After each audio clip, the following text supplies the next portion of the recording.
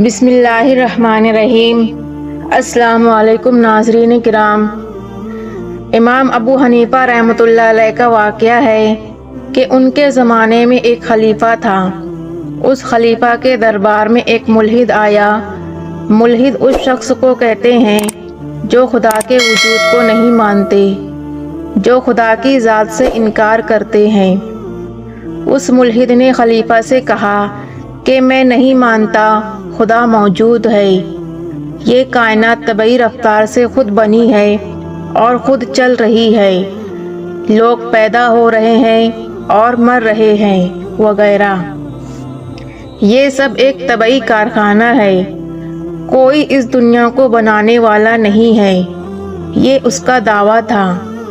اور اس نے چیلنج کیا کہ مسلمانوں میں سے جو سب سے بڑا عالم ہو اس کو میرے مقابلے میں لایا جائے تاکہ میں اس سے بحث کروں کہ لوگ غلطی میں مبتلا ہیں کہ اپنی طاقتوں کو خواہ مخواہ ایک غیبی طاقت کے تابع کر دیا ہے جو اس جہان کو چلا رہی ہے۔ اس زمانے میں سب سے بڑے عالم امام ابو حنیفہ رحمۃ اللہ علیہ تھے۔ تو اس خلیفہ نے امام صاحب کے پاس آدمی بھیجا کہ امام صاحب آ کر اس ملحد سے بات کریں اور اسے سمجھائیں اور راہ راست پر لائیں۔ وہ رات کا وقت تھا اور رات کے وقت ہی خلیفہ کا دربار منعقد ہوتا تھا۔ اس وقت بغداد میں ایک بہت بڑا دریا تھا۔ دریا کے ایک طرف شاہی محلات تھے اور دوسری طرف شہر تھا، اور شہر میں امام ابو حنیفہ رحمۃ اللہ علیہ رہتے تھے، اس لیے دریا پار کر کے جانا پڑتا تھا۔ چنانچہ امام ابو حنیفہ رحمۃ اللہ علیہ کے پاس وہ آدمی پہنچا۔ اس نے امام صاحب سے کہا کہ خلیفہ کے دربار میں ایک ملحد آ گیا ہے، وہ دعویٰ کر رہا ہے کہ خدا موجود نہیں ہے، کائنات خود بخود چل رہی ہے، اس لیے خلیفہ نے آپ کو مناظرے کے لیے بلایا ہے۔ امام ابو حنیفہ رحمۃ اللہ علیہ نے فرمایا کہ اچھا، آپ جا کے کہہ دے کہ میں آ رہا ہوں۔ وہ آدمی واپس آ گیا اور آ کر کہا کہ میں نے امام صاحب کو خبر کر دی ہے اور آپ آنے والے ہیں۔ اس وقت رات کے 8 بج رہے تھے۔ سب امام صاحب کا انتظار کرنے لگے۔ دربار لگا ہوا تھا، خلیفہ، امرا، وزراء سب بیٹھے ہوئے تھے اور وہ ملحد بھی بیٹھا ہوا تھا۔ سب مل کر امام صاحب کا انتظار کر رہے تھے، مگر امام صاحب نہیں آ رہے تھے، یہاں تک کہ انتظار کرتے کرتے رات کے 12 بج گئے۔ پھر اس ملحد نے کہا کہ کہاں ہیں تمہارے امام صاحب؟ لگتا ہے وہ ڈر گئے ہیں اور سمجھ گئے ہیں کہ میں اس سے نمٹ نہیں سکوں گا، اس لیے گھر میں چھپ کر بیٹھ گئے ہیں، اور مجھ کو یقین ہے کہ اب وہ نہیں آئیں گے اور میرے مقابلے میں نہیں آئیں گے، اور میرے مقابلے میں کوئی آ بھی نہیں سکتا۔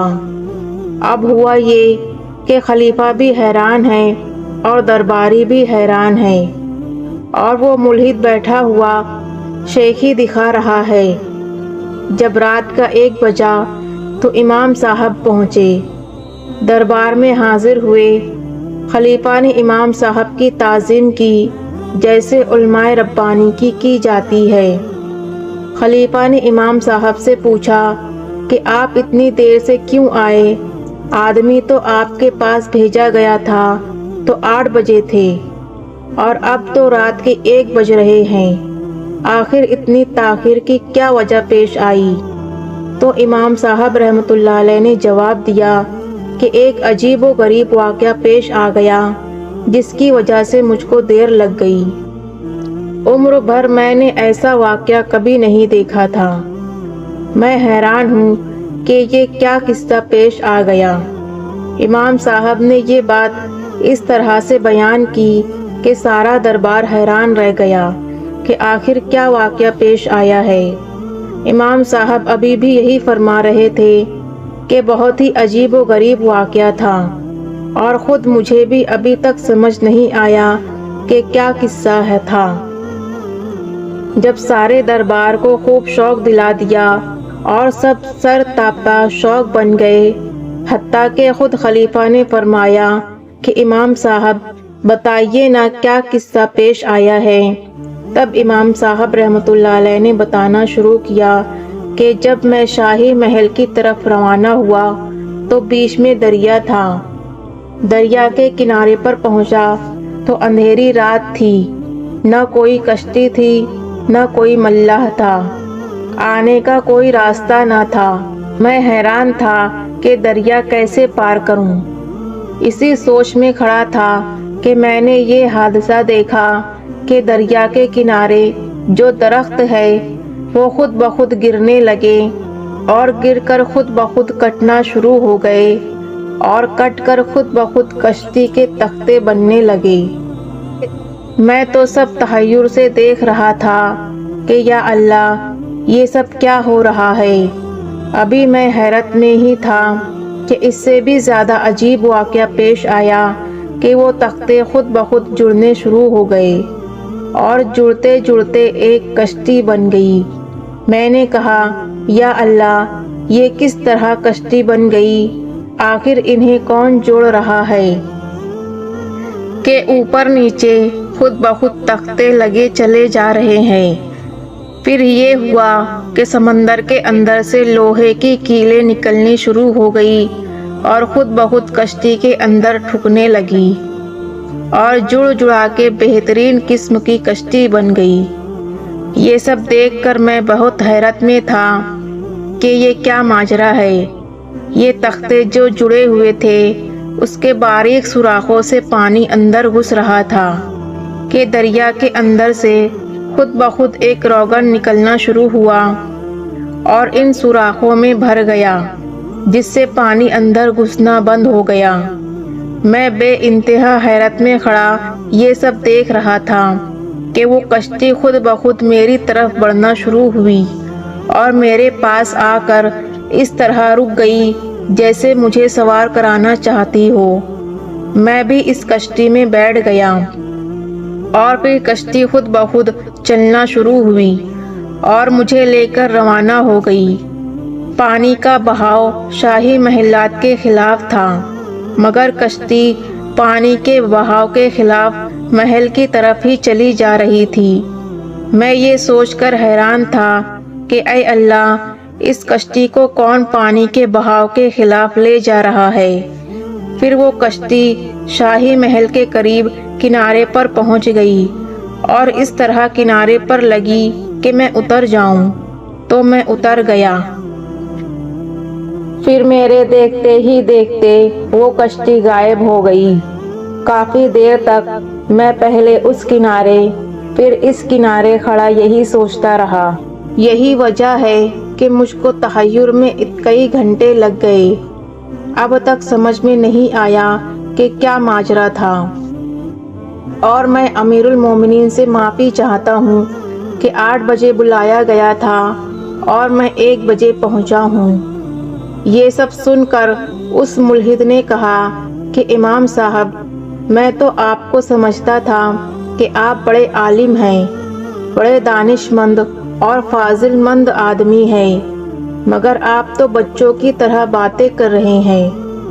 بھلا یہ کیسے ممکن ہے کہ درخت خود بخود تختے بنے اور خود بخود جڑنے بھی لگے، خود ہی کیلیں ٹھک جائے، خود ہی روغن بھر جائے، خود کشتی سمندر کے کنارے لگ جائے، پھر خود بخود بغیر کسی چلانے والے کے چلنے بھی لگے، وہ بھی پانی کے بہاؤ کے خلاف، پھر آپ کو اپنی صحیح منزل پر پہنچا بھی دے۔ یہ سب کوئی عقل میں آنے والی بات ہے؟ میں تو سمجھا تھا کہ آپ عقل مند اور عالم و فاضل ہیں، امام آپ کا لقب ہے، اور باتیں آپ کر رہے ہیں نادانوں اور بچوں کے جیسی۔ یہ کیسے ممکن ہے کہ کوئی کشتی بنانے والا نہیں، چلانے والا نہیں، خود سے چلنے لگی اور رک بھی گئی؟ اس کشتی کو کوئی بتانے والا نہیں کہ کہاں جانا ہے، یہ خود سے کیسے سمجھ گئی کہ آپ کو کہاں جانا ہے؟ یہ کسی کی عقل میں آنے والی بات ہے ہی نہیں۔ تب امام ابو حنیفہ رحمۃ اللہ علیہ نے فرمایا کہ اچھا، تم مانتے ہو کہ یہ سب باتیں عقل میں آنے والی نہیں ہیں، یہ باتیں نادانی اور بے وقوفی کی ہے۔ اس ملحد نے کہا کہ ہاں بالکل، میں یہی مانتا ہوں اور یہی سمجھتا ہوں۔ تو امام صاحب نے فرمایا کہ جب ایک معمولی سی کشتی بغیر بنانے والے کے بن نہیں سکتی اور کسی چلانے والے کے چل نہیں سکتی، تو تم یہ کیسے کہہ سکتے ہو کہ اتنی بڑی کائنات خود بخود بن گئی؟ یہ پوری دنیا خود سے کیسے چل رہی ہے؟ یہ اتنا بڑا جہان کہ جس کی چھت آسمان ہے اور جس کا فرش زمین ہے، جس کی فضا میں لاکھوں جانور ہے، یہ سب خود بخود بن گیا اور خود ہی چل رہا ہے۔ سورج بھی، چاند بھی، سب خود ہی چل رہے ہیں۔ جب ایک معمولی کشتی خود سے نہیں بن سکتی، خود سے نہیں چل سکتی، تو یہ پوری کائنات کیسے بنا بنانے والے کے بن رہی ہے اور کیسے بنا چلانے والے کے چل رہی ہے؟ امام صاحب نے فرمایا کہ بتاؤ، میری عقل بچوں جیسی ہے یا تمہاری؟ میں نادان ہوں یا تم ہو؟ اسی بات پر مناظرہ ختم ہو گیا اور بحث تمام ہو گئی، کیونکہ وہ ملحد اب لاجواب ہو چکا تھا اور لٹکا ہوا منہ لے کر واپس ہو گیا۔ تو ناظرین کرام، یہ واقعہ عبرت ہے ان تمام لوگوں کے لیے جو خدا کے وجود کا انکار کرتے ہیں۔ آئے دن ہم کو ایسے واقعات دیکھنے اور سننے کو ملتے ہیں، مگر ان ملحد لوگوں کی ایک بڑی تعداد دنیا میں پھر بھی موجود ہے۔ اللہ پاک سے دعا ہے کہ اللہ پاک ہم سب کو راہ ہدایت پر ہی گامزن رکھے اور اپنے نیک بندوں میں شامل فرمائے، آمین یا رب العالمین۔ ایسے ہی معتبر مستند واقعات کے لیے ہمارا چینل ایمان افروز واقعات کو سبسکرائب کریں۔ جزاک اللہ۔